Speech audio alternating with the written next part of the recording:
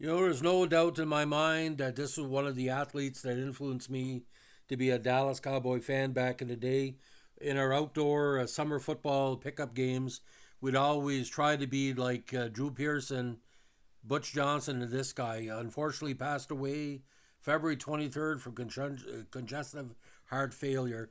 The Golden Man, Golden Richards, now born in Salt Lake City, Utah, December 31st, 1950, passed away at age 73 again on the 23rd of February.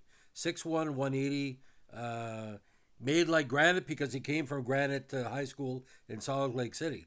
Played college football in Brigham Young in Hawaii. Ended up being a second round draft pick of Dallas in that great draft in '73. Second overall, second round, 46th overall. Now, he played again also for the Bears and the Broncos, but played the majority of his college football for the BYU Cougars and Hawaii Rainbow Warriors. Born and raised in Utah, he attended Granite High School in South Salt Lake, where he received all state honors in three sports: football, basketball, and track. In football, he joined his brother Doug and played football for the Farmers, and led the track and field team to the Class A state title in '69, Granite's first in a quarter century. In basketball, he played guard and was named second team All State. By the way, Golden wasn't his nickname, that was his middle name. John was his first name, so you know he's going to have something in his career when you're named Golden.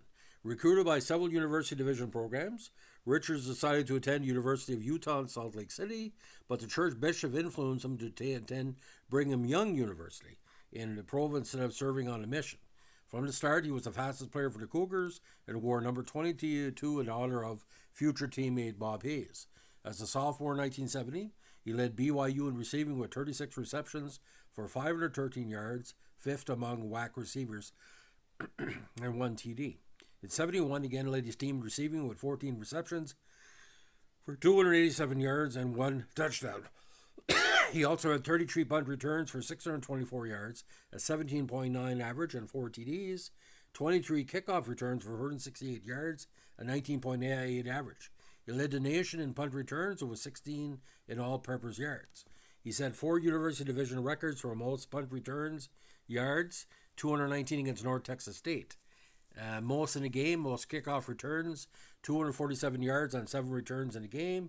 Average per kickoff return, 35.3 yards in the season, and tied the record for most touchdowns, 4 on punt returns in the season.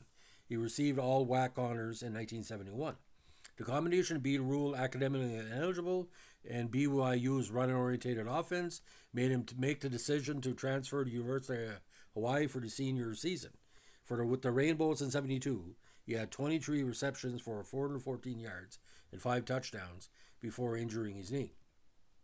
Now, selected by the Cowboys in the second round, 46th overall of the '73 NFL draft, he was the fastest player on the team his rookie season and played mostly on special teams. In the NFC title loss at home to the Vikings on December 30th, he returned a punt 63 yards for the Cowboys' sole touchdown. Now in '74, a season where the Cowboys did not make the playoffs, he was named a starter or wide receiver over Bob Hayes. He was the team's long threat with receptions of 52, 58, 46, and 43 yards, and he's had his best stat year with 26 receptions for 467 yards, 18 average, and 5 touchdowns. In his third year, he had 21 receptions for 451 yards, a 21.5 average, and 4 TDs. In '76, he had 19 receptions for 414 yards, a 21.8 average, and 3 touchdowns, missing 3 games because of a hamstring injury.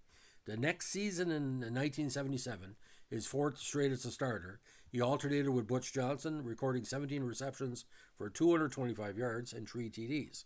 In the 27-10 win over the Broncos in Super Bowl XII, he had the most notable career highlight, catching a 29-yard pass from fullback Robert Newsom in the fourth quarter for the game's final score. This was an option play. Now, with the emergence of Tony Hill in '79, he lost his starting position and was traded in early September to the Chicago Bears in exchange for 5th-round draft choice and a 3rd-round pick in 1980. Now, in '78, Richards had a career-high 27 receptions with the Bears. The next season, he played only 5 contests, suffering a knee injury on September 30th while blocking on Walter Payton's 65-yard touchdown reception against divisional foe Tampa Bay. Although he completed a game, His contract was eventually wasn't renewed. It was placed on injured reserves. Now, on May 8, 1980, he signed as a free agent with the Denver Broncos, but signed up for the second straight season-ending injury. He was placed in the injured reserve list in August and retired without playing a regular season game for the Broncos. Now, Richards was very active in retirement. He was the host and co-producer of a hunting and fishing show for ESPN called ESPN Outdoors. He was also mentioned on a beer can named Desire and Cops and Robert episodes of the cartoon sitcom King of the Hill. His post-NFL life also included some rough patches, including drug addiction, alcoholism, 3 divorces, and arrest for forgery. Now, in 2011, he was diagnosed with Parkinson's disease, which doctors believing a combination of his hits from football and his drug use to be the cause. He lived with his 2 sons, Goldie and Jordan. Richards, unfortunately, again, died from congestive heart failure on February 23rd, 2024, at the age of 73. Now, the idea of a Golden Richards' life in football and his life after football was a really rough go. Now, according to the LA Times, the article said it best in 1993. Going deep into a hell, former Cowboy Richards has seen life become anything but golden because of drugs. I'm not going to judge him because a lot of problems with the NFL players in the 70s, including drugs and women and marijuana, cocaine, or whatever. But for us, Golden Richards was nothing but a quality player. He was the closest the Cowboys ever had to a CFL type wide receiver. You look at Waddell Smith, you look at Terry Greer, you look at Swerve Mervyn Fernandez. And it wasn't the biggest player on the team, but you got to be really good, but the speed to burn. Speed could not be taught. Only 6'1", 181. But to replace Bob Hayes, you got to be something good. And that was one of the few punt return and kickoff return threats we had besides Hollywood Henderson. And it's a comparison this with Billy Whiteshoes and Golden Richards, but Golden Richards, the fair-haired blonde man, and I always thought that he would be much bigger than what he was. You see, in Canada, all the Dallas Cowboy players were living gods. It wasn't just Roger Staubach. It just wasn't Tony Dorsett or Newson or Pearson or Hayes or Bob Lilly. We saw as Golden Richards of being kind of an everyman approach, and kids know better. When we were, like I said, 12, 13, 14 years old, picking up those pickup games in Gravel Hill, New Brunswick, I was Golden Richards. The other guy was Drew Pearson.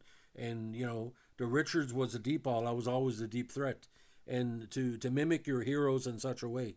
I have a card of Golden Richards near the piece of the original Irving, Texas, Irving turf in my den or my TV room. And every time I wake up in the morning, I see Golden and I see the piece of the Dallas field, because that's a big part of who I am, being a fan of the Dallas Cowboys.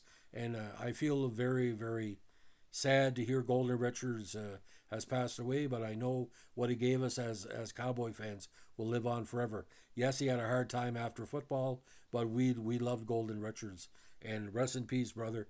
We in Canada, we're going to remember you. If any fans or family are listening to this podcast, just know that, it's tough being a football player, especially in the 1970s, but what he gave us, and I still see that touchdown catch. And when Pearson caught the Hail Mary against the Vikings, the first baseman and the person to congratulate him, to me looked like Golden Richards, because he was always such a great team player. And speed to burn, ladies and gentlemen. We're really going to miss him. So if you like what we're doing with our tribute podcast, let us know with a like, comment, subscribe, or share. Bye.